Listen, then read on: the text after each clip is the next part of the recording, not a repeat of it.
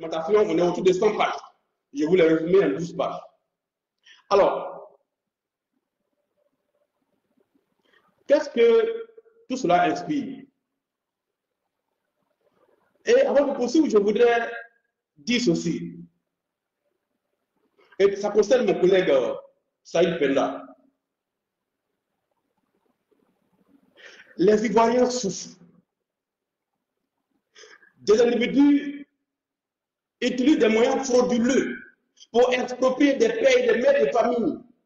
Des gens qui ont économisé toute une vie pour acheter un terrain. Et les individus viennent les déposer le terrain à partir de faux. Ils pleurent, ils se lamentent, ils sont dans la détresse. Certains font des AVC. L'affaire éclate. Pendant qu'on recherche la vérité, toi, Saïd Penda, toi, tu participes à ennoblir le faux, à détourner l'attention des Ivoiriens, à blanchir le faux et à attaquer des journalistes ivoiriens qui font leur travail. À brouiller toutes les pistes. Ça s'appelle de la complicité objective, du recel de faux et de faux, blanchiment de faux et de détournement administratif, induction de l'opinion en erreur. Et je voudrais dire à mon collègue, mon confrère, d'arrêter cela, d'arrêter ces pratiques-là. Une minute. D'arrêter ces pratiques qui consistent à tromper les gens. Dame Touré Hélène a perdu son terrain sur la base d'un faux, commis par Komi Bakari. Il est poursuivi pour faire de faux. M. Saïd Penda dit qu'il n'y a aucune procédure contre Komi Bakari. Ce qui est faux alors que la dame a perdu son terrain. Sa famille est dehors, à la rue. Voilà des gens que nous avons accueillis dans notre pays. Par notre hospitalité, ils ont pu se procurer notre nationalité. Et aujourd'hui, ils se mettent avec les bourreaux pour déposséder les Ivoiriens de leur terre. En se faisant passer pour un journaliste d'investigation, soi-disant ayant travaillé à la BBC. J'appelle le procureur de la République à demander des comptes à M. Saïd Penda pour qu'il apporte la preuve de l'authentification des documents dont il s'est prévalu sur les réseaux sociaux.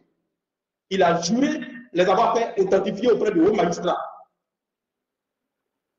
Il faut qu'on l'interpelle pour que tout ça s'arrête. Il y a trop de souffrance. Les gens perdent leur terrain et il y a des individus qui sont là pour aggraver leur souffrance. Vraiment, je voulais prendre 2 mots pour dire cela. Je m'excuse de m'être étalé là-dessus, mais c'était important de faire cela. Il faut arrêter ça. Alors, ce que je veux dire pour terminer ce live-là, ça tient en quelques mots. Ça tient en quelques mots. Laissez-moi une minute, je vais y arriver. Voilà. Au final, donc, Komi Bakari a utilisé des moyens frauduleux. Voilà. Des moyens frauduleux pour accaparer des terres à Drogobité 2.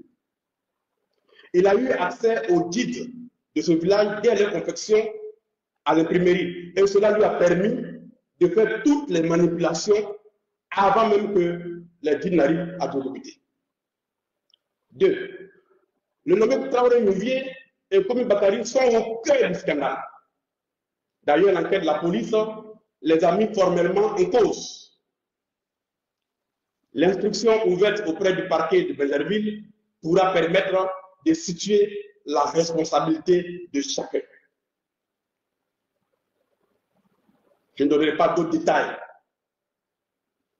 à raison de ce que l'affaire est désormais en instruction et donc on va s'en tenir à cela. Puisque ça, c'est le résultat de l'enquête de l'éléphant déchaîné.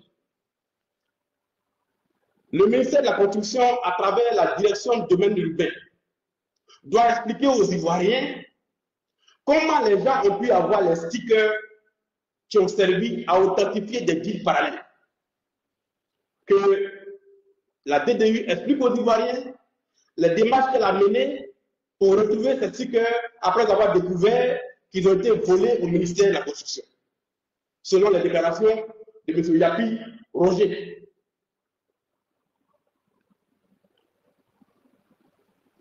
Pour les victimes, le bout du tunnel n'est plus loin.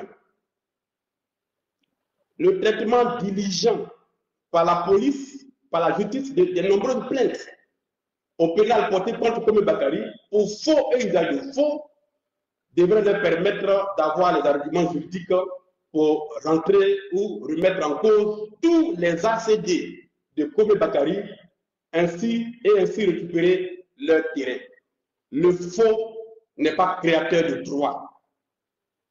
Avec les preuves matérielles authentiques, y compris obtenues auprès du tribunal d'Abidjan, qui démontrent qu'il y a eu du faux, les victimes pourront désormais récupérer leur terrain. Quand M. Komé Bakary, on l'espère, aura rendu les comptes à notre justice. Pour terminer, je vous dis ceci. Les expropriations de terres ont atteint un niveau alarmant dans notre pays. L'affaire de Rogobité 2 est l'un des symboles de la corruption qui étreint notre pays et notre administration publique. Des acquéreurs de bonne foi qui ont utilisé toutes leurs économies ont tout perdu du fait des agissements de cette mafia du foncier qui n'hésite pas à proposer des terrains à des journalistes, à des officiers de police, à EBP pour espérer éteindre cette affaire. La vie de plusieurs Ivoiriens injustement expropriés est en jeu. Les journalistes de l'éléphant déchaîné restent vigilants et suivent les gestes des uns et des autres jusqu'à ce que la justice arrête les faussaires et rétablisse les victimes dans leurs droits.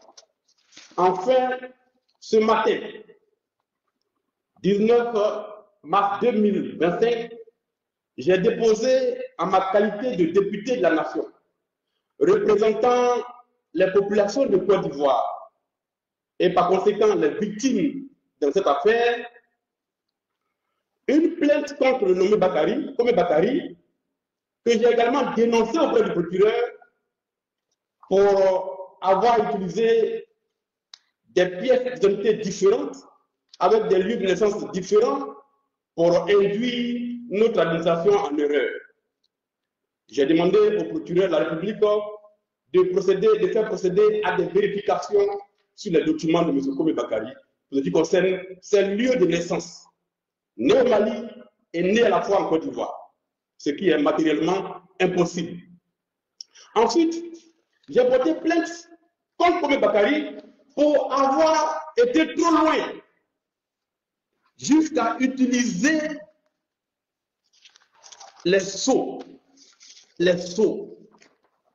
la justice ivoirienne, jusqu'à utiliser les sceaux de la République de Côte d'Ivoire, avec des documents en tête du tribunal d'Abidjan, avec des signatures imputées à des magistrats qui jamais n'ont signé ces documents.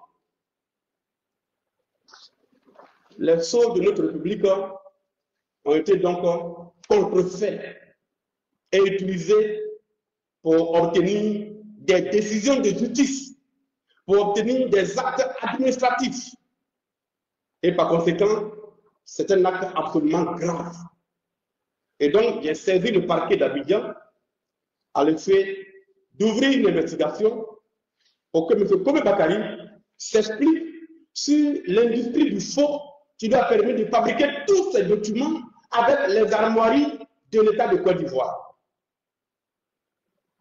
La plainte a été déposée et enregistrée sur le numéro 2312 du 19 mars 2020. J'espère que notre justice, que le procureur de la République fera suivre ça auprès de la police ou de la gendarmerie pour que M. Koumé Bakary nous dise quel est le tribunal de Côte d'Ivoire qui lui a délivré la procuration spéciale à partir de laquelle il s'est accaparé, il a accaparé 272 lots. J'espère que M. le ministre de la Justice, M. Sansan Kambélé, qui est le gardien des sceaux de notre République, ne restera pas les bras croisés devant ce scandale immense où un seul individu a utilisé des faux documents pour troubler l'ordre social, pour commettre des victimes graves, exproprier des pères et des mères de famille, des gendarmes, des policiers, des simples citoyens de leur terre. J'appelle donc M. le ministre à instruire ses services du parquet pour que, de façon diligente, M. Koumé Bakary donne les noms de tous les complices qui lui ont permis de produire tous ces faux documents avec les sceaux de la République de Côte d'Ivoire. Et j'ai agi en cela en tant que député de Côte d'Ivoire. Je voudrais donc encourager les victimes à ne pas se taire et à se battre. S'il faut